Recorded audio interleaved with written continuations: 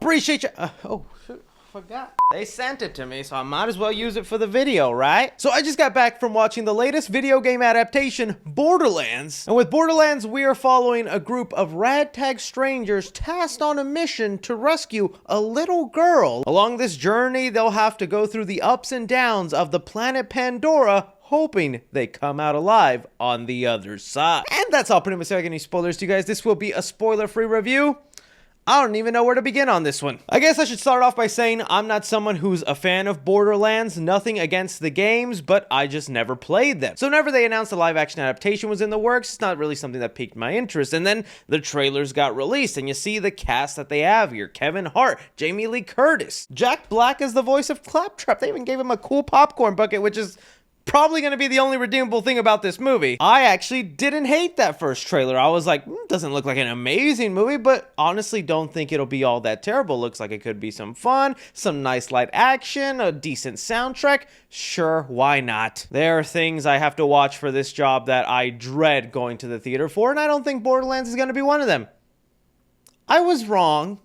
I was very, very wrong. Borderlands to me, I think is going to easily become one of my least favorite theater visits of this year. And that's a real shame for several reasons, because like getting into the couple of positives that come from this movie, like there feels like there was genuine effort put into at least the set and look of the movie. While the CGI, visuals, and action scenes are going to be a completely different thing, there are so many times throughout Borderlands where I'm like, dude, somebody put some work into this set, whether it's this, bar in a distant planet or this wasteland filled with actual physical junk, props, the cars they have, the ships. Like, these are tangible, real things that were actually built for this movie. And that, to me, adds a lot of value into a film where not everything was just made completely CGI. You're going to get a lot of some CGI nonsense shots in here, but there are moments where the movie actually looks expensive. Like some thought was actually put into this universe. And it's funny I said let's go into the positives, but I think that's the only nice thing I have to say about it. But I think that's really it, is I just like the attempt at the grand scale look of things, which does help you kind of immerse yourself in this world, but it does not save it from some of the major issues it has. So let's just dive into the things I'm mixed to negative out. For one,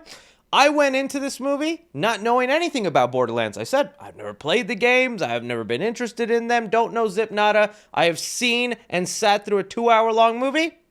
I still don't know much about Borderlands. This movie, unfortunately, doesn't do a lot to flesh out its universe or even get you interested in it. I'm sure if I had some background knowledge of the actual game, maybe it would just make a lot more sense to me, or it would actually feel like there was an attempt to something to be made here. But I feel only fans of the video game are actually going to be able to follow along with some of the inside knowledge of the plot, the story, character motivations. Like, yeah, there's the simple premise of this person wants this because it would lead to infinite wealth or power. And it's like, okay, that's a simple premise. But aside from all that, like everything interesting and unique about this world, there's not much fleshing out. And I guess that is sometimes the negative of turning such a grand scope game like Borderlands into a movie. I don't know why throughout this thing I kept thinking a lot about the show Fallout and how that was a recent video game adaptation where I knew nothing about, never played a Fallout game, never knew anything, watched that show on Amazon, and wow, I not only felt like I learned a lot about Fallout, it made me genuinely want to go out, pick up the game, and play it, but it also actually felt like they were fleshing out the world. And well, that's just the benefit of like a 10-8 episode show as opposed to something here that has to squeeze so much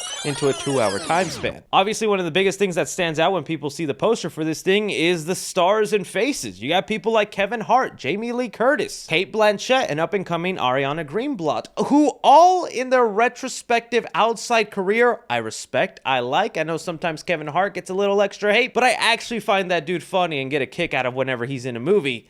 Everybody here feels wasted. Cate Blanchett, I think, is the most serviceable, and that's because the movie does revolve around her. But I feel like a lot of these roles are miscast with how they're trying to be portrayed on screen. I mean, Kevin Hart is not the funny man in here, which I'm always for. Someone stepping out of their comfort zone, doing something new. Don't expect Kevin Hart to be giving you the laughs in here, but he plays it as the straight man, the tough guy who's shooting, punching, fighting action scenes.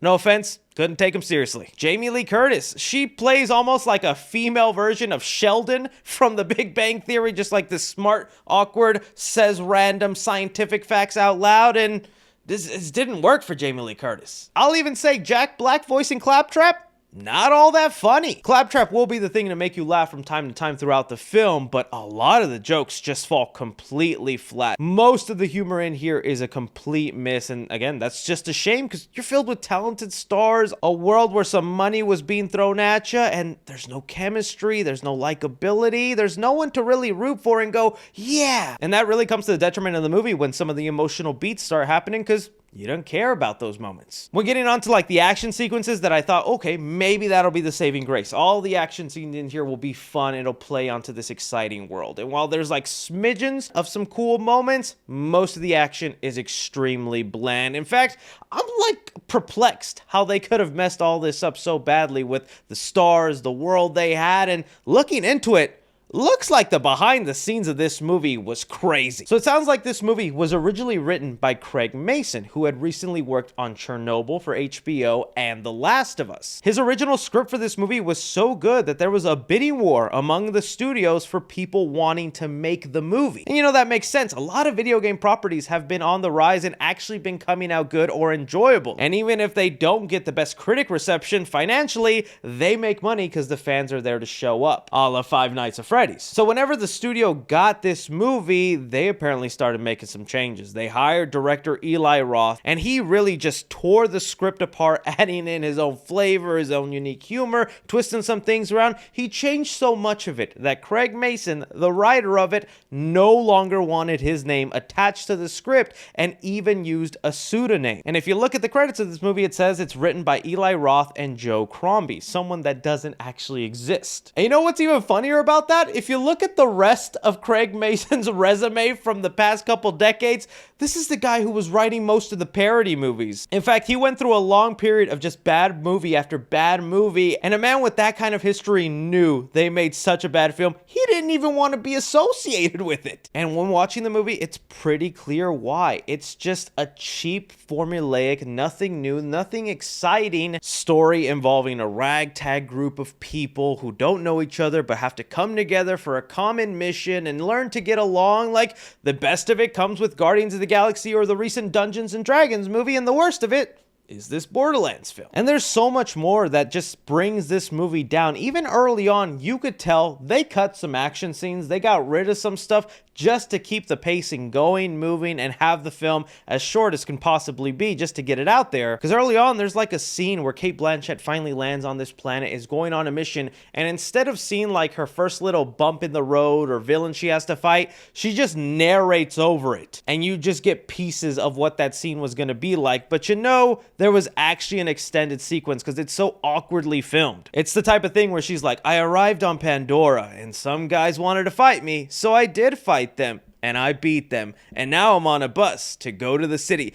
That's literally how like the first couple of minutes go in this film, and you're like, ugh, this is not good. And you know, getting back to what I was mentioning on my one positive, where it felt like there was some like grand attention to detail put into the sets and scenery of this place, Borderland is a paradox, or it's just a giant conundrum, because it looks expensive and cheap all at the same time. This looks like one giant expensive cosplay event. There are sets and locations that look really movie-like, Hollywood, money put in, but close-ups on the costumes, the guns they're holding, the interactions people are having, and even when you get to those CGI generic battles and the green screens start popping up behind them, and then everything actually starts looking into a video game, it's like, where did the money go? I really wanted to give the movie a chance because, like I said, I thought that first trailer wasn't all that bad. I like all the celebrities attached in here. I'm always down to being a fan of a new universe, but this, I think, just fell flat on all cylinders. I don't even think fans of Borderlands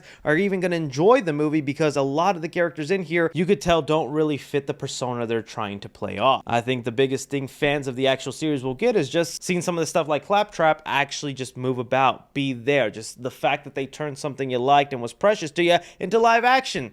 But that cool feeling is going to wear off 5 minutes into the movie. So honestly, when it comes to Borderlands, I'm gonna give action 2.5 stars. You know, it was said that director Tim Miller, who directed the first Deadpool and Terminator Dark Fate, had to be brought in on reshoots to make the action scenes just a little bit more exciting and fun, but Looks like he couldn't salvage them as much as he wanted to. Comedy in the movie, I'm gonna give it 1 star. This was just not a funny film at all. You have very funny faces, like Kevin Hart and Jack Black as the voice is Claptrap, but not very many jokes were landing with me. Drama in the movie, I'm also gonna give it 1 star. It's a cliched premise of people trying to find this ultimate treasure, but everything along the way, they don't flesh out the universe. They don't make you care about character backstories or them interacting with one another. It's just so uninteresting. Horror in the movie, I'll give 0 stars too. Nothing really scary in here. Suspense in the movie, I'll also give it 1 star. Sadly, because you don't care about these characters, their motivations, or the overall story, it's just not much for you to worry about in terms of suspense. Casual moviegoers, I'm gonna give it a C+. Cinephiles, I'm gonna give it an F. And critically, I'm going to give it an F. Well, I really wanted to give Borderlands a chance and thought it would be somewhat enjoyable. I honestly recommend you avoid this movie. No,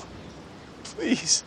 Please don't say that. Again, that's just my opinion on the movie, guys. I really do think this one popcorn bucket just makes up for the entirety of this movie existing. I just wish Claptrap was a little bit more likable in the movie and whatnot. But maybe some of you Borderland fans will defend this movie or say it was awesome or that I was wrong. I'd love to hear it. Don't forget to like, subscribe, follow me on Twitter at 3C Films or on TikTok at 3C Films. But as always, I'm Chris. Take care.